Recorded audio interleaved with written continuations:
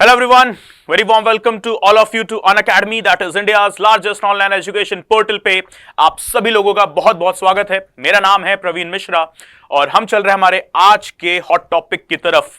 और जैसे कि टॉपिक जितना ही इंटरेस्टिंग है उतना ही ज्यादा जो है हमारी डेमोक्रेसी के लिए सीरियस भी है। तो चलिए हम बात करते हैं आज एक ऑर्गेनाइजेशन की जिसका नाम है एडीआर यानी कि एसोसिएशन ऑफ डेमोक्रेटिक रिफॉर्म्स। और जब भी एडीआर की रिपोर्ट आती है ना तो वंस अगेन जैसे कि हमने पिछले टॉपिक में हमने डिस्कस किया था ना कि ये फेडेड टॉपिक है, इसके बारे में कोई बात नहीं करना चाहता। जब हम बात कर रहे थे हमारे फार्मर्स के सुसाइड की, जब हम बात कर रहे थे कि किस तरीके से ना तो मीडिया पूछता है ना ही कोई जो है पॉलिटिशियन कि भाई फार्मर्स क्यों मर रहे हैं, राइट। तो उसी तरीके से आज का टॉपिक खुद ही मीडिया से हटकर हम अब बात करते हैं सीधा हमारे पॉलिटिशियंस के ऊपर कि आप कहां हैं, ऐसे टॉपिक्स पर बात क्यों नहीं करते हैं। चलिए एडीआर यानी कि एसोसिएशन ऑफ डेमोक्रेटिक रिफॉर्म्स, तो नाम आप समझ गए होंगे, डेमोक्रेसी के रिफॉर्म्स को ध्यान में रखते हुए ये एक संस्था है, एक प्राइवेट ऑर्गेनाइजेशन है, ध्यान रखना है, जो बात करती है रिफॉर्म्स की। ओके, कि क्या चल रहा है डेमोक्रेसी के अंदर, कितना सही और कितना गलत का जो है मुद्दा चल रहा है। ओके, सो अब इनकी एक रिपोर्ट, लास्ट ईयर की जो रिपोर्ट है, अगर हम उसको हाईलाइट करें यहां पर, तो उन्होंने बताया, जरा सोचिए, आउट ऑफ एवरी 100 पॉलिटिशियंस कितने पॉलिटिशियंस होंगे इंडिया में जिनके ऊपर सीरियस क्रिमिनल चार्जेस होंगे। So the data is breathtaking. अपने आप में ना जमीन खिसक जाएगी पैरों तले जिसे बोलते हैं ना, अपने आप में जो है हक्के बक्के रह जाने वाले हम ये डेटा सुनने के बाद। और बताया जा रहा है कि out of 100 every 44 politician in India, और let me correct it, every 44 parliamentarian in India is having a serious criminal charges against him or her। जरा सोचिए, 100 में से 44, 100 में से 44, ओके, वो हैं जिनके ऊपर सिवियर क्रिमिनल चार्जेस लगे हुए हैं। Can you imagine the depth of seriousness of this issue? And literally no one is bothered. Once again media भी बॉदर्ड नहीं है, print media, social media, electronic media, लेकिन उसका मतलब ये नहीं है कि कोई भी बॉदर्ड नहीं है तो हम भी नहीं रहेंगे, राइट। ये हमारा काम है, हमारा कर्तव्य, हमारी ड्यूटी है, और साथ ही साथ हमारा सिलेबस भी है। ठीक है, ये भी ध्यान रखना है हमें कि ये हमारा सिलेबस भी है। सोशल इश्यूज और सोशल जस्टिस का कॉन्सेप्ट है, एथिक्स में इसके ऊपर क्वेश्चन आते हैं, एसए में इसके ऊपर जो है टॉपिक्स दिए जाते हैं, और इंटरव्यू राउंड के अंदर भी आपसे ये सवाल किया जा रहा है कि बताइए ये जो क्रिमिनलाइजेशन ऑफ पॉलिटिक्स है ये क्यों है। तो इसका जो सीधा सीधा जो जवाब है ना वो हमारे पास बहुत क्लियर है, और वो ये है, that is the nexus between the politicians and the goons. देखिए होता क्या है कि हर एक पॉलिटिशियन को पता होता है कि वो कितने पानी में है, काम तो घंटा कुछ नहीं किया है, ठीक है। अपनी कॉन्स्टिट्यूंसी में कुछ चुनिंदा पॉलिटिशियंस हैं शायद हमारे सामने जिनका नाम हम ले सकते हैं कि हाँ ये हैं जिन्होंने अपनी मिनिस्ट्री में और अपनी जो है कॉन्स्टिट्यूंसी में दोनों ही जगह पर काम किया है। लेकिन ये ना कुछ हैं, out of thousands of legislators present in India from Lok Sabha, Rajya Sabha as well as the state legislative assemblies, thousands of legislators present in India, उनमें से ना कुछ आई गेस आप फिंगर टिप पे नोट कर पाओगे, फिंगर पॉइंट पे आप नोट कर पाओगे। अगर डबल फिगर्स में आ जाए तो हम सोचेंगे बहुत अच्छा है, but in my opinion, I believe, this is my personal opinion, कि डबल फिगर्स में आएगा भी नहीं हमारे पास पॉलिटिशियंस का नाम जो अपनी कॉन्स्टिट्यूएंसी और मिनिस्ट्री दोनों में बेहतरीन काम कर रहे हैं। चलो हटाओ मिनिस्ट्री, कॉन्स्टिट्यूएंसी में ही बेहतरीन काम कर रहे हैं ऑनेस्टली। वरना हर 5 साल पे तो ना एक मीम है, बड़ा वायरल होता है, ठीक है, कि लापता की तलाश, पिछले 5 साल से देखे नहीं है, अब देखेंगे क्योंकि चुनाव आने वाले हैं। और ये हर स्टेट में होता है, लोकसभा के टाइम पीरियड पे भी होता है और विधानसभा के टाइम पीरियड पे भी होता है, राइट। कि हमारे एरिया का लेजिस्लेटर कौन है, तमाम हिंदुस्तानियों को तो यही नहीं पता होता है। जरा सोचिए, आपको पता है आपके एरिया का एमपी या एमएलए इस वक्त कौन है? जानते भी नहीं होंगे हम, इतना हम सोचते भी नहीं है ना, राइट, ऑब्वियसली, ओके, क्योंकि पता काम ही नहीं दिखाई देता इनका कई दफा। हाँ, अगर बात आती है कि कहीं एक रोड बनवा दिया है तो वहां पर ना खूबसूरत पिलर गड़वा देते हैं, सुनहरे अक्षरों में अपना नाम लिखवा देते हैं, इनके सौजन्य से ये कार्य पूरा हुआ है। तो क्या कर लें, टॉफी खिलाएं आपको, वो आपका काम है ना, उसको हाईलाइट करने का जरूरत भी नहीं है, right. This is what democracy is, but we need to understand this is not you need to do, right, that is against the principles, against the morality of the politics, right. But still होता है, कोई सवाल भी नहीं करता, जाने दो, उस पर फिर कभी और किसी और सेशन में चर्चा करेंगे। आज हम बात करते हैं एसोसिएशन ऑफ डेमोक्रेटिक रिफॉर्म्स की, कि भाई 100 में से 44 लेजिस्लेटर्स जो हैं वो करप्ट नहीं है, उनके ऊपर क्रिमिनल चार्जेस हैं, तो ऑब्वियसली करप्शन की तो बात ही मत करो यहां पर। अब होता क्या है, ये है nexus of criminals and politicians. तो हर एक पॉलिटिशियन को पता है अपने आप में कितना काम किया है कितना नहीं। अब इलेक्शंस आ गए हैं, पता है जनता तो भाई पूछने वाली नहीं है, वोट तो कहीं और ही चले जाने हैं। ऐसे में क्या करते हैं ना, ये पॉलिटिशियन ढूंढते हैं लोकल माफिया, वो जैसे बोलते हैं ना लोकल बाहुबली, लोकल कालीन भैया को। ठीक है कि देखो ऐसा है, हमसे हाथ मिला लो, तुम्हारी जो है जनता में काफी जो है पकड़ है, पकड़ नहीं है तो पकड़ पकड़ के मार रहे हो, कोई बात नहीं, नो प्रॉब्लम, तुम अपना काम करते रहो, लोगों को बोलो वोट हमको दें, या तो प्यार से समझाओ या तो मार के समझाओ, राइट, नो प्रॉब्लम। वो कहता है ठीक है, चुनाव जीतने के बाद हमें क्या मिलेगा, ठीक है भैया इतना करोड़ रुपए रख लेना, या ये तुम्हारा काम करवा देंगे, खत्म कहानी। वो भी खुश, जनता भी, नेता भी खुश, वो जो बाहुबली है वो भी खुश। अब जब नेता ने इलेक्शन लड़ा इस बाहुबली के सपोर्ट से, तो वो जीत गया। अब ये बाहुबली का दिमाग जो है खुल जाता है कि यार वो कौन है, जनता तो उसको पूछ भी नहीं रही थी, वो तो मैंने किसी को मारकर, किसी को प्यार से, किसी को ऐसे करके तो है वोट देकर जो है इसको जितवाया है, तो क्यों ना अगले चुनाव में इलेक्शन में ही लड़ लूं। तो यही होता है। अब अगले चुनाव में क्या होगा ना, ये उस नेता को करेगा साइड में और ये खुद चलाएगा, भाई टिकट हमने भी चाहिए, और ऑब्वियसली टिकट लेने के लिए पैसा चाहिए होता है जो उसके पास ऑलरेडी पहले से है। इलेक्शन जीतने के लिए क्या चाहिए होता है, समाज में अपना दबदबा चाहिए होता है, जनता में अपना दबदबा चाहिए होता है जो कि इसके पास पहले से है। हेंस एज अ रिजल्ट ये कल का गुंडा आज लेजिस्लेटर बना बैठा है, या तो विधानसभा में या तो लोकसभा में। अब जरा सोचिए, ये हमारे लिए कौन सा लेजिस्लेशन तैयार करेंगे, क्या ही बता देंगे ये कानून व्यवस्था को सुधारने के लिए, जो खुद कानून की जो है खटिया खड़ी करके रखे हुए हैं, राइट, जो खुद कानून को कुछ नहीं समझ रहे हैं, जो खुद रोज कोई ना कोई कानून वायलेट कर रहे हैं। ये कानून को क्या ही इज्जत दे देंगे, और ये क्या ही नया पुराना कानून बना लेंगे, या इनको समझ में भी क्या आएगा। लेकिन पता है प्रॉब्लम कहां आ जाती है, now this is the point of the social awakening, now this is what we need to understand. Problem आ जाती है ना मेरे और आपकी सोच में, हमारी सोच में। हमारी सोच ही शायद दब गई है। हम शायद ये रिलीजियस वैक्यूम के अंदर या कास्ट वैक्यूम के अंदर इतना फंस गए हैं ना कि हम इसके ऊपर ग्रोथ एंड डेवलपमेंट देख ही नहीं पाते। एक टर्म बड़ा फेमस है स्पेसिफिकली हमारे नॉर्थ इंडिया के अंदर, चाचा विधायक हैं हमारे, है ना, कि चाचा विधायक है हमारे, मतलब चाचा मामा। देखो आज की डेट में ना many of the years of my life I have lived in state in a city that is now known as Prayagraj. तो प्रयागराज में ना मैं अपना पर्सनल एक्सपीरियंस आपके साथ शेयर कर रहा हूं। एक बहुत फेमस पॉलिटिशियन है प्रयागराज के, जो मिनिस्टर भी बने बाद में, उनका एक एक्सवाइजेड नाम है, ऑब्वियसली हम नाम तो नहीं ले सकते यहां पर, राइट। अब उनके नाम, उनका जो टाइटल है, उनका जो यानी कि सरनेम है, उस सरनेम का मुझे हमारे प्रयागराज सिटी के अंदर बहुत सारे ऐसे लोग मिले जो बताते हैं अरे तुम इनको जानते हो, हाँ ये मेरे चाचा लगते हैं। कोई दूसरा मिलेगा, अरे तुम इनको जानते हो, ये मेरे मामा लगते हैं। अरे ये तो मेरे मौसा हैं। अच्छा तुम्हारे मौसा, ये तो मेरे फूफा हैं।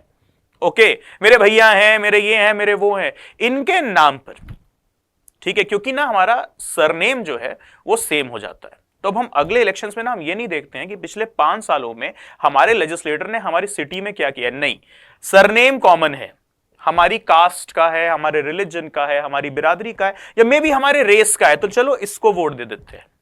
हमारे लिए कुछ तो करेगा? देखो घंटा कुछ नहीं करेगा। ओके, ना ही उसने कल कुछ किया है, ना ही वो आज कुछ करेगा। तुम कल भी जहां थे तुम आज भी वहीं हो, राइट। लेकिन वो जो जिसको तुमने लेजिस्लेटर बैठा बना के विधानसभा या लोकसभा में या राज्यसभा में बैठा दिया है ना, राइट, ओके, उसने ना रातों रात महल अपनी कोठी खड़ी कर रखी है। लड़ने मरने के लिए वो तुम में आग लगा दे रहा है, ओके, लेकिन अपने बच्चों को वो फॉरेन के कहीं पे स्कूल्स में या जो इंटरनेशनल स्कूल्स हैं, कॉलेजेस हैं, वो वहां भेज रहा है। आर्मी में ना किसी पॉलिटिशियन के बच्चे को नहीं देखोगे आप, पुलिस में किसी पॉलिटिशियन के बच्चे को नहीं देखोगे आप, इनफैक्ट एडमिनिस्ट्रेटिव सर्विसेज में भी किसी पॉलिटिशियन के बच्चे को नहीं देखोगे आप। यहां मेरे और आपके घर से ही लोग आ रहे हैं, हम ही आप और जा रहे हैं, और हम ही इनकी बातों में आकर एक दूसरे से लड़ने लग जा रहे हैं।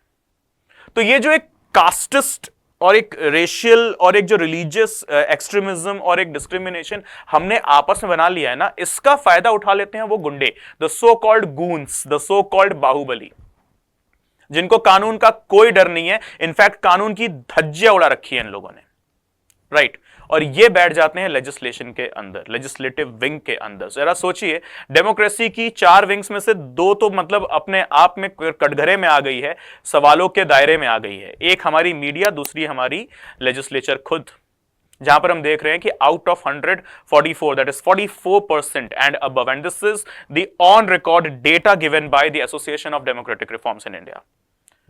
ओके, और इनमें हमने देखा है कि जो स्टेट्स में सबसे ज्यादा जो क्रिमिनल पॉलिटिशियंस हमें देखने को मिल रहे हैं, महाराष्ट्र, कर्नाटका, यूपी एंड बिहार, ये वो स्टेट्स रहे हैं जिनमें हमने देखा है। In fact Karnataka holds the rank 1 there with regard to the criminal politicians, right.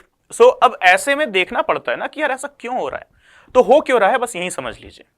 क्योंकि जब मैं वोट देने जाता हूं ना, तो मुझे इस टाइम ये नहीं पता होता है कि जिसको मैं वोट दे रहा हूं उसकी एजुकेशनल क्वालिफिकेशन क्या है, उसकी एलिजिबिलिटी क्या है, उसका जो बैकग्राउंड है वो क्या है, मुझे कुछ नहीं पता होता उसके बारे में। सिर्फ और सिर्फ इतना पता होता है कि वो मुझसे मिलने आया था, उसने मुझसे बताया कि अरे मैं तो तुम्हारी ही बिरादरी का हूं यार, और मैंने उसको वोट दे दिया। 5 साल तक मैं वहीं रह गया, लेकिन वो जो मेरा लेजिस्लेटर है सो कॉल्ड, वो पता नहीं कहां से कहां पहुंच गया। और अगले 5 साल के बाद ना, जब दोबारा इलेक्शंस आएंगे, वेरी सेम चाचा विधायक हैं हमारे, अरे वो तो मेरे चाचा लगते हैं, मामा लगते हैं, जीजा, फूफा, मामा, पता नहीं कौन तो भी लगते हैं, राइट। तो हम वोट दे आएंगे ऑन द ग्राउंड्स कि हमारा उनसे ना एक रिश्ता है, उसको पता भी नहीं होगा तुम्हारा नाम, वो तुम्हें जानता भी नहीं होगा, वो तुम्हें देखता भी नहीं होगा, लेकिन वोट देकर हम उसी को चले आएंगे। और ऐसे में होता है, हमारी ये जो खूबसूरत सी जो डेमोक्रेसी है ना, इस पर दाग लग जाता है।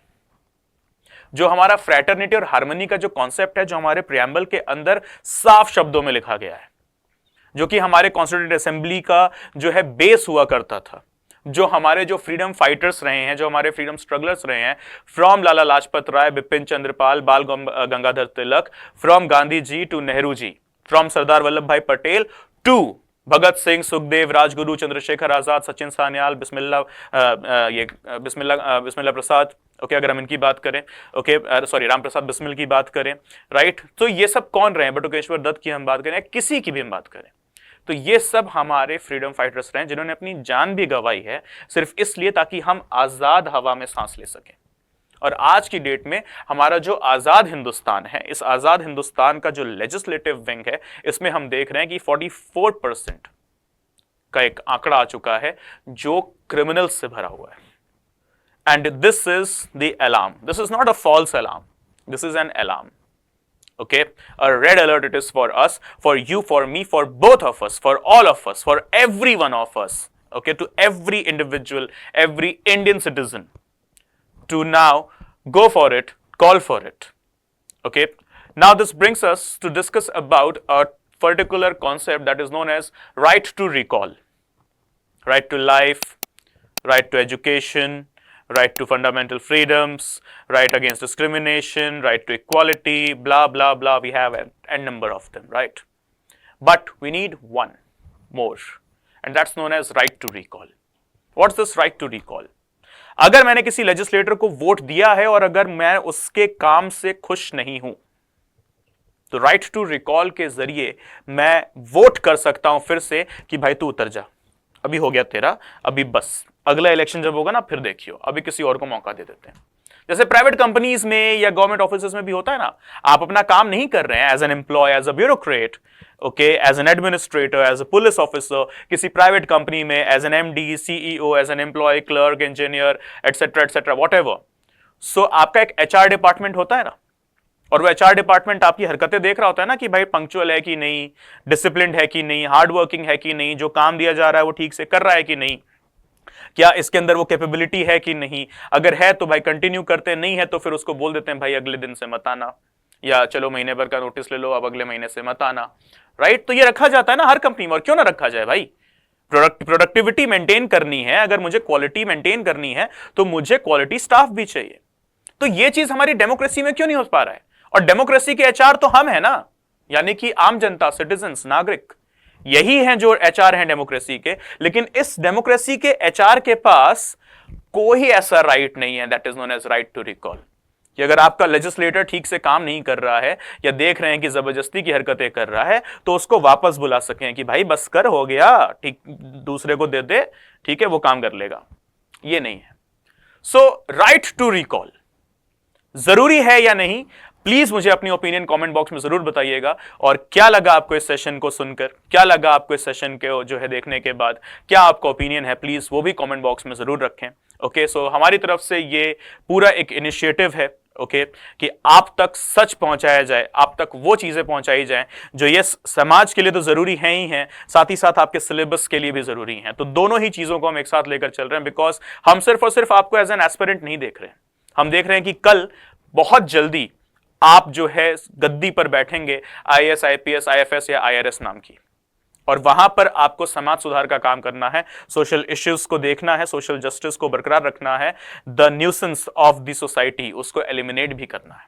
So you'll have to work for the eradication of all the social evils from the society and you must be aware of the social evils. Right, so ध्यान रखिएगा, हम ये पर्सपेक्टिव जो है लेकर चल रहे हैं from the Bharat way, that is from the India way. So हम बहुत जल्दी आपके लिए ये बुक की सीरीज भी लेकर आ रहे हैं और इसमें हम डिस्कस करेंगे, एस जयशंकर साहब की लिखी हुई किताब है ये, कि किस तरीके से जो ग्लोबली या जियो पॉलिटिक्स के अंदर इंडिया धूम मचा रहा है, और उसमें ये भी मुद्दा डिस्कस करेंगे, उसमें एडिशन उसमें जो है लेकर आएंगे हमारे डोमेस्टिक इश्यूज का। ओके एवरीवन, सो आपको जो है एक फुल ऑन कंटेंट मिलने वाला है बहुत जल्दी। So stay tuned everyone and please do let me know about your opinion, about your feedback into the comment box. Okay guys, so that's it from my side today. This is me Praveen Mishra once again signing off for the day. See you all soon in the very next one. Till then, bye bye, take care, Jai Hind.